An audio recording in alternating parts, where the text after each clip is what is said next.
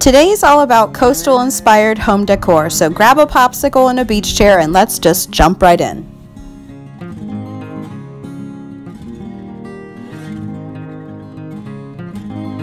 When I think of the coast, I think of our family trips to Wildwood, New Jersey, walking on the beach, looking for shells, and running into crabs. So for my first project today, I'm making a faux pallet that's going to have a crab on it.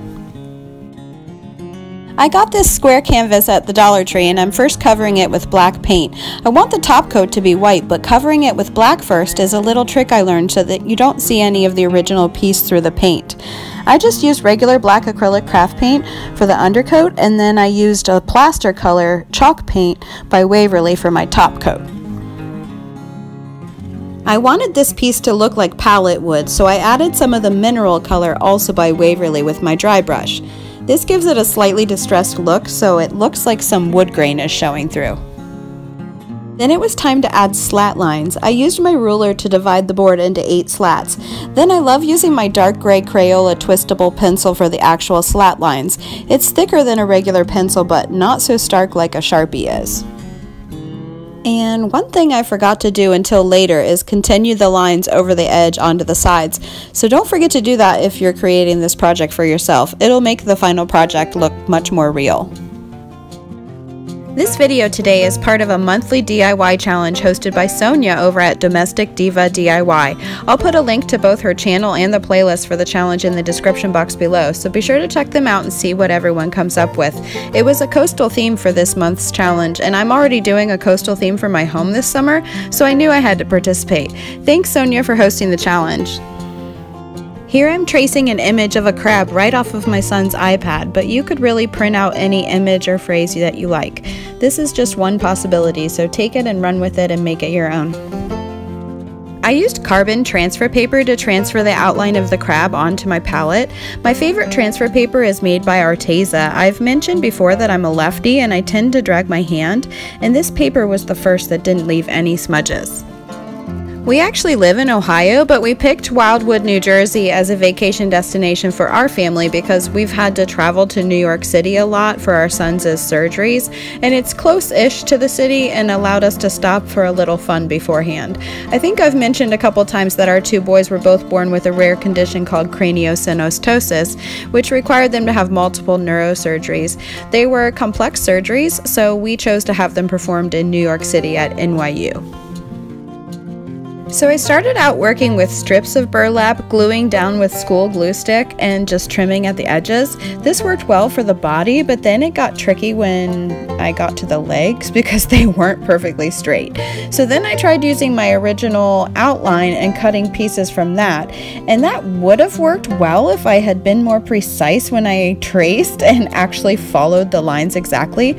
But this is where my attempts to work quickly worked against me because the pieces I cut didn't match the outline in the palette. So ultimately what worked best was tracing a new piece off of the palette and using that as the pattern to cut the burlap. If I had a do-over, I would trace the image onto the burlap instead of the palette and save myself the extra time and headache. I mentioned our cranio journey today because I also submitted these projects as a part of the Charity Craft Challenge hosted by What's Jamie Makin over on Instagram. The person that gets the most votes gets $50 donated to their charity of choice. Of course, I selected something cranio related, and I selected a charity called Cranio Care Bears, which sends care packages to kids facing surgery for craniosynostosis like my boys did. I'll add a link to the voting post in the description box below if you'd like to show me some love over there. I'm going to save my reveal for a second because this next project is just a couple of candles to display with the crab sign. I picked these small pillars up at the Dollar Tree and my idea was just to wrap them with some burlap. The burlap was a little wider than I wanted, so I cut it down so that about 1 centimeter of candle was showing at both the top and the bottom. Cutting the ribbon actually made it fray a little at the edges, which I really liked, so I removed a few extra strings along each side so that it had about 1/4 inch of fringe on each side. I glued the burlap around the candle using hot glue, but I made a point of just gluing the burlap to itself so that the sleeve could be removed and the candle could be used for something else down the road if I wanted. I first tried attaching a couple shells to the front, but I didn't care for how that looked. I thought the shells were much too big, so I pivoted, as I often have to do, and just freehanded some starfish. I'm not usually very good at freehanding, but I guess I was having a lucky day today. And here they are on my counter. I just love how these turned out. They fit my coastal theme, but are still perfectly neutral to fit in with my other everyday decor. They'd look great on a bathroom or kitchen counter, or I think they'd be really fun in a kid's room as well. For my next project, I'm trying my hand at a life preserver using a foam wreath form from Dollar Tree. I first wrapped the form with burlap ribbon. I'm going to be painting over it later, so it's okay if the green shows through a little bit. Also, I didn't bother gluing the ribbon in place throughout, I just glued it at the very end. Then I used my plaster color from Waverly to give it a farmhouse treatment. I was glad that I started on the back though, because I really didn't care for the full painted look that I started out with. I much preferred how it looked when I dabbed some of the paint off first and then lightly brushed onto the form, so that's how I continued on the front.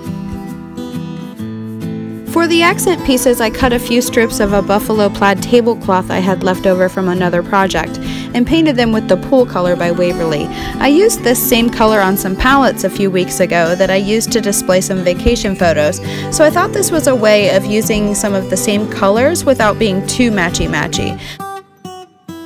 I attached the strips to the wreath with hot glue at the top, bottom, left, and right, and then trimmed off the excess. Then life preservers typically have rope around the edges, so I took some nautical rope from Dollar Tree and glued it to the middle of the colored sections. I like things to be really even, so I made sure to use my ruler to ensure that the length was the same for each section so there wasn't any excess rope hanging.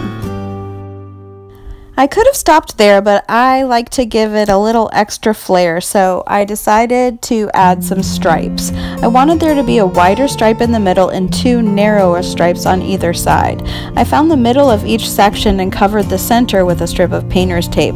Then I added 3 strips of washi tape to one side. I repeated this on the other side of the painter's tape, so it was basically 3 pieces of washi tape, 1 piece of painter tape, then another 3 pieces of washi tape for a total of 7. I then removed the painter's tape and the center piece of washi tape on each side and painted the sections of rope in between the tapes that were left. And here it is. I just love how this turned out. This could be hung as a wreath, but I really like it here on my counter in a little vignette with the other pieces. Be sure to drop me a comment below and let me know which project you liked the best today. I think for me I like the life preserver because it ties in the colors with some of my other coastal projects. Thanks for joining me today. If you found me from the Coastal DIY Challenge, I would love for you to stick around and subscribe. And don't forget to hit the notification button so that you can stay up to date with my projects. Also, be sure to head over to Instagram and vote for these projects so that Cranio Care Bears can receive a donation. They're a smaller organization, so every little bit helps. I appreciate you watching today, and I hope to see you next time. Bye!